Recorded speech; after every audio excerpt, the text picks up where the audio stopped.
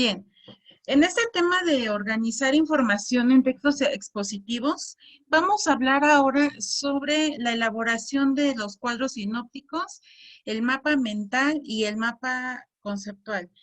El mapa mental posiblemente no tenga a lo mejor mucho que ver aquí porque el mapa mental, bueno, ahorita vamos a ver cuáles son las características, pero es una forma de presentar o de organizar una información importante. Entonces, me voy a ir un poquito rápido, chicos, para tener la explicación de esto. Vamos a empezar ahorita con lo que es el cuadro sinóptico. Tenemos que la sinopsis es un resumen de las ideas principales de un texto que está presentado de forma analítica y organizados de una manera que tenga una estructura interna del texto y que pueda ser posible presentar varios textos para que se comparen entre sí. Entonces, dicho esto, tenemos entonces, ¿qué es un cuadro sinóptico? Tenemos que un cuadro sinóptico es un resumen que va esquematizado con la ventaja de permitir visualizar la estructura de la forma de presentar este texto y organizando el contenido de la información. Entonces, el cuadro sinóptico puede elaborarse con ayuda de llaves, así se les llama, diagramas, o también utilizar una serie de columnas o hileras a manera de tablas.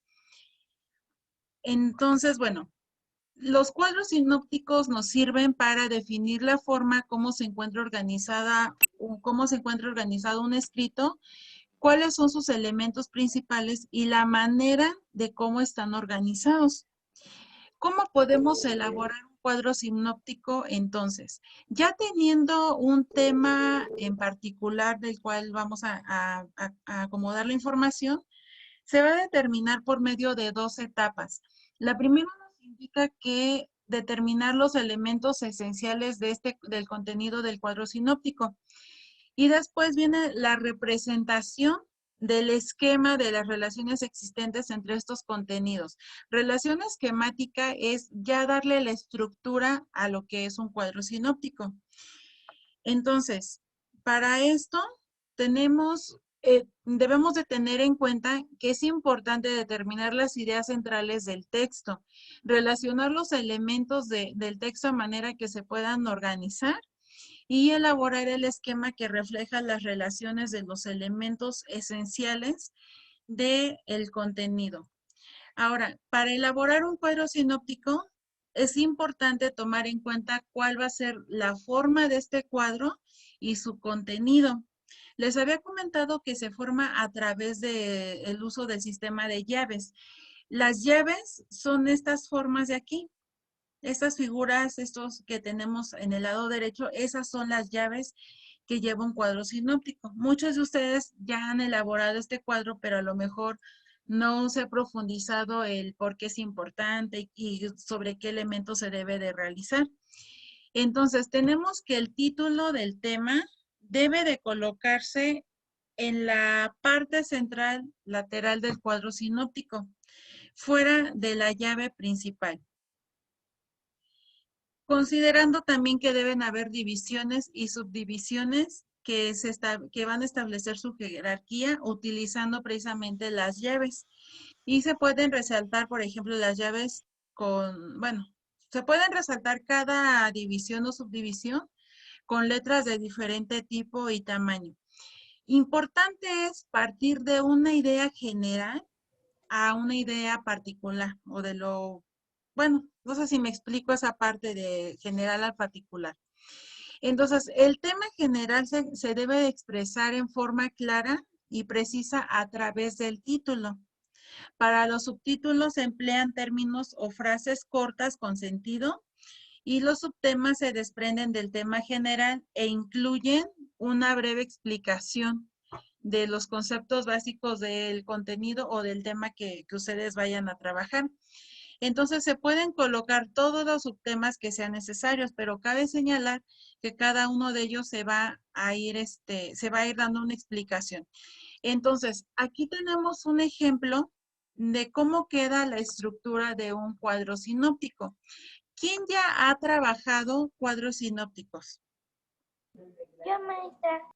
La mayoría ya lo ha hecho, La ¿verdad? maestra. Muy bien. Sí. Entonces, ya tienen más el conocimiento de lo que es un cuadro sinóptico y cómo vamos haciendo la estructura de esto. Aquí tenemos otro ejemplo ya con información. Bueno, no nos vamos a poner a leer la información porque lo único que estamos viendo es otra forma de cómo viene representado según lo que nosotros queremos hablar. Ahora, en este caso me regreso aquí porque aquí recuerden que les comentaba que por cada subtema hay que ir desarrollando ideas complementarias y bueno, irle dando la estructura. Aquí tenemos ya otro ejemplo, que era lo que les indicaba. Tema principal y de ahí nos vamos con subdivisiones. Ahora, pasamos a lo que es el mapa conceptual. Ustedes ya han trabajado también mapas conceptuales, cuando se les pide alguna tarea o algo. Entonces, los mapas conceptuales tenemos que son representaciones gráficas de un conjunto de conceptos e ideas que están relacionadas a partir de conectores o de palabras que tienen la función de enlaces. ¿Cuáles son entonces los elementos de un mapa conceptual? Tenemos lo que son los nodos, líneas y enlaces. Los nodos dice que contienen conceptos y están representados por una figura geométrica. Las líneas establecen relaciones y las flechas indican el orden de la lectura de ese mapa conceptual. Los enlaces son palabras o frases que relacionan los conceptos formando proposiciones. Visto de otra manera, pues es esto. Los nodos, pues son el sistema de llaves como lo estábamos manejando en el cuadro sinóptico. Las líneas y los enlaces, que son, por ejemplo, las que tenemos aquí con color rojo. Pueden ser líneas o flechas ya colocándole las puntitas. Y recuerden que comentaba también que se pueden trabajar se puede establecer, perdón, con figuras geométricas que eran los nodos. Entonces ya las observamos aquí en el lado izquierdo. Y las palabras o enlaces que tienen una función como conectores, bueno, esas ya se van colocando conforme se va desarrollando el mapa conceptual. Entonces, hay una relación importante entre los mapas conceptuales y lo que es un aprendizaje significativo. Tenemos, chicos, aquí que el aprendizaje significativo es aquel en el que los nuevos contenidos los vamos a relacionar con lo que nosotros ya sabemos y así construir un nuevo significado. Por ejemplo, en este caso, yo les hacía la pregunta, ¿quiénes ya han trabajado con cuadro sinóptico, con mapa conceptual o inclusive el mapa mental? Y nos podemos ir así con diferentes formas de presentar un texto. Con lo que ustedes ya conocían o la información que ustedes ya tenían en relación a estos temas, complementándolo con lo que yo les estoy compartiendo, así es como se está haciendo un aprendizaje significativo. Completar lo que tú ya sabes con lo nuevo que estás aprendiendo y con lo que también aprenderás a lo mejor en algún momento otra información más completas o más profundas sobre este tema. Y eso es un aprendizaje significativo, que por eso es importante y tiene que ver mucho para el mapa conceptual. También el cuadro sinóptico, así como también los mapas mentales. Entonces, tenemos una frase que dice que si yo relaciono lo que estoy leyendo con lo que yo ya sé, entonces así puedo hablar de que esto sería un aprendizaje significativo. Ir relacionando, y de hecho siempre así debe de ser, relacionar lo que estamos leyendo o lo que estamos aprendiendo con lo que nosotros ya conocemos. Y nada de que es que no me lo enseñaron, pero siempre sí ya me acordé. Entonces hay que irlo relacionando para que sea significativo y al ser significativo, pues quede ya más en tu memoria y lo sepas aplicar en algún momento. Ahora, tenemos entonces que la relación entre los mapas conceptuales y el aprendizaje significativo es que el mapa conceptual es una herramienta donde vamos a observar la comprensión de los contenidos. Bueno, el maestro va a relacionar, va a observar la comprensión de los contenidos por parte de ustedes como alumnos, pero también ustedes como alumnos van a observar esa parte de la comprensión. Haces una buena lectura, un buen resumen y que ya hemos hablado sobre cómo sacar ideas principales y todo eso. Y entonces aquí es donde se va a plasmar la información en el mapa conceptual o en el cuadro sinóptico. Y a su vez relacionarlos entre sí y con otros conocimientos con los que ya se cuentan, que era lo que estábamos hablando, que es el aprendizaje significativo. Ahora, entonces, ¿cuáles son los pasos para realizar un mapa conceptual? Tenemos tres básicos. Bueno, tenemos el primero que es identificar los conceptos claves en el párrafo del tema a tratar. Armar una lista en la que se ordenan jerárquicamente los conceptos y las ideas. Se deben organizar los conceptos enlazándolos a través de conectores y a través de palabras de enlace. Tenemos aquí un ejemplo de lo que es un mapa conceptual.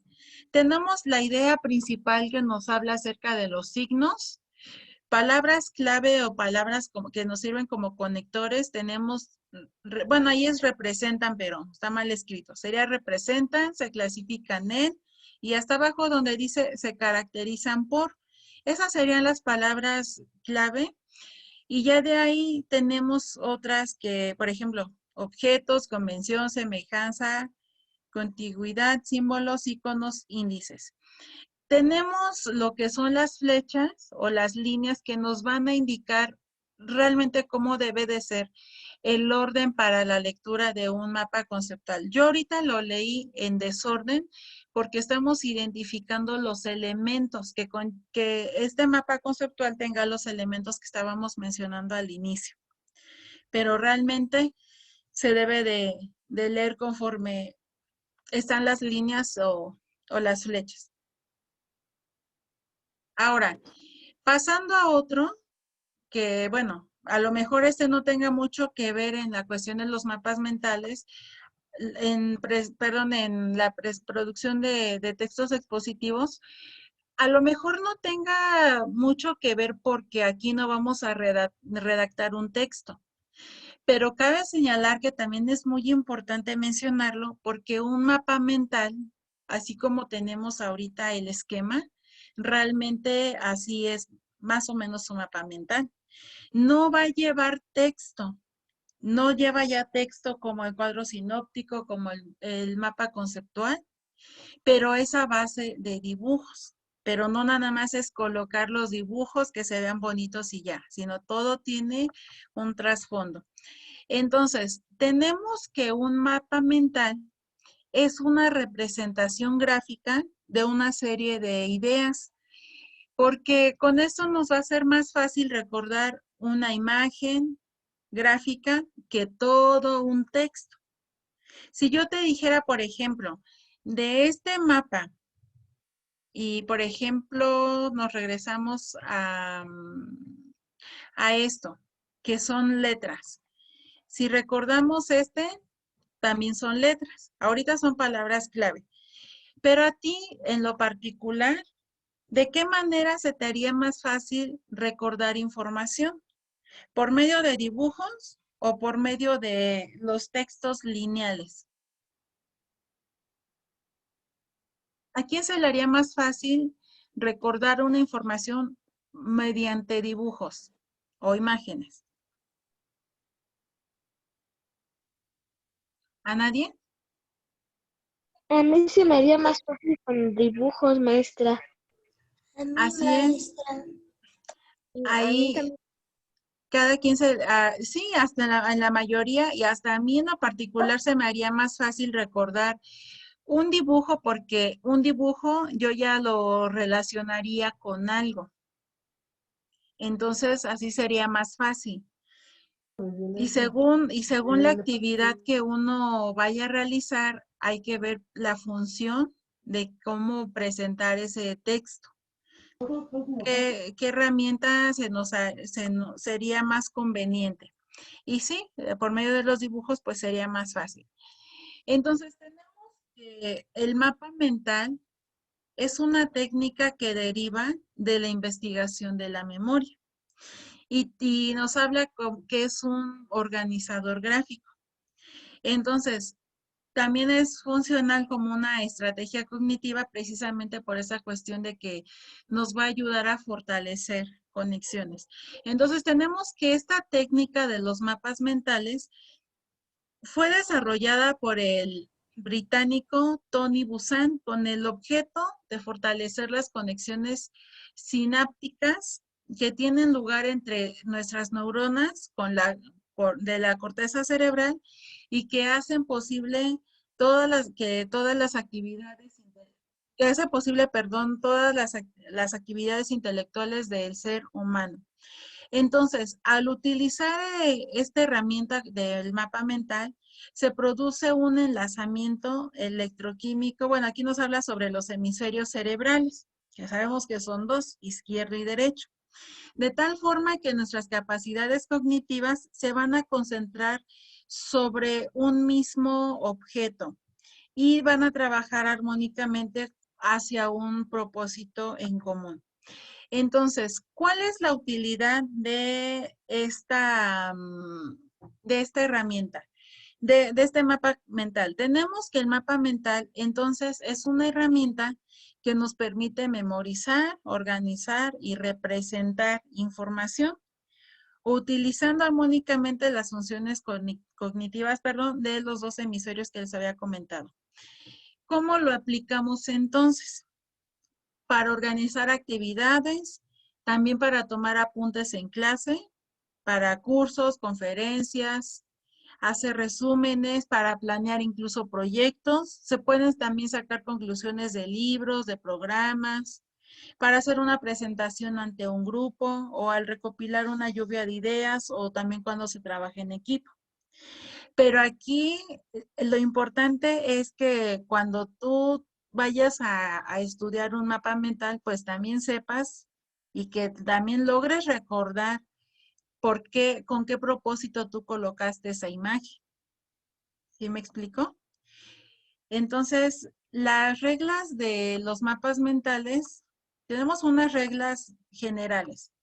Tenemos que, como regla primordial, se inicia el mapa mental desde el centro con una imagen del tema.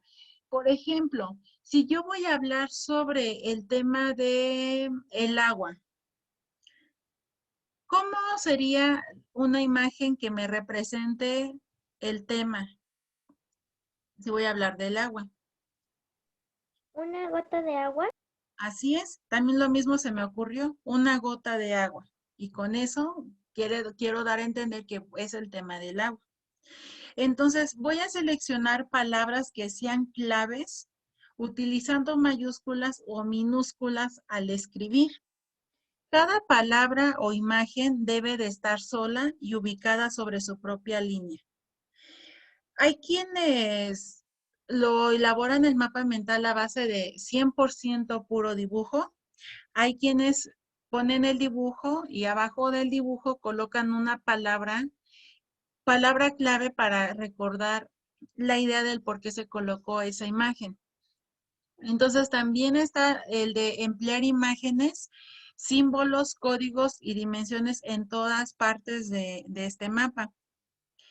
De igual forma, las líneas del mapa mental deben de ser onduladas preferentemente o estar conectadas desde su inicio hasta la imagen central, haciendo líneas de la misma longitud que la palabra o que la imagen. Lo importante en un mapa mental al hablar de imágenes es el uso de colores, que deben de estar, bueno, aquí nos dice que consistentemente con tu propio código referentes a personas, temas, fechas, en todo el mapa mental. Desarrollar una de las ventajas también del mapa mental es que nos va a permitir desarrollar nuestro propio estilo para elaborar un mapeo o un mapa mental. Ya es aquí también ponerle un poco de creatividad, al igual los otros. Al igual los otros en la cuestión de a lo mejor de las figuras, de combinar los colores y todo esto. Y en el caso del mapa mental, también es importante recurrir a formas de enfatizar y demostrar asociaciones en este mapa mental. Sobre todo es el mantener el mapa mental limpio y con un orden numérico y con contornos para agrupar sus ramas o las líneas, que en el caso del mapa conceptual eran líneas o flechas. Entonces, en los mapas mentales, dice ramas porque también pueden ser las líneas que van a tener la función como conectores. Ahora, como método de enseñanza del mapa mental, tenemos 3 pasos simples, que en este caso sería el primero. Anotar o dibujar el tema del mapa y encerrarlo en un círculo. Puede ser en un cuadrado o en alguna otra forma, pero de preferencia el tema siempre debe de estar en el centro para que no se confunda como si fuera una idea principal. Entonces, en ramas que parten del centro y anotar subtemas que se relacionen con el tema principal. Y de ahí ir expandiendo las ideas, expresándolas con colores, con dibujos, con símbolos, con algunas palabras clave, que era lo que les comentaba. Dicho de otra manera, este es un ejemplo. Bueno, aquí lo tenemos con letras porque nos está indicando cómo sería el título del mapa mental o un dibujo. Importante usar que haya variedad de colores. No quiere decir que nada más estos colores tienes derecho a usar, sino todos los que tú quieras.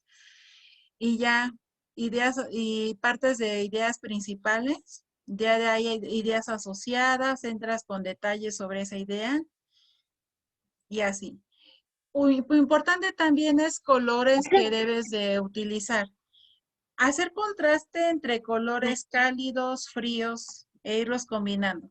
Ahí es también otra forma de cómo puedes tú presentar tu mapa mental. Y bueno, recordando, nos vamos a este ejemplo. Las ramificaciones o las ramas son estas líneas. La forma que tú le quieras dar. ¿Vale? Aquí habíamos visto otro ejemplo que nos daba imágenes, una palabra clave, y entonces de ahí hay que saber interpretar el mapa mental, cómo ir enlazando las ideas. Entonces, chicos, bueno, hasta aquí, esto es todo de lo relacionado a la forma de cómo presentar las ideas para un texto expositivo.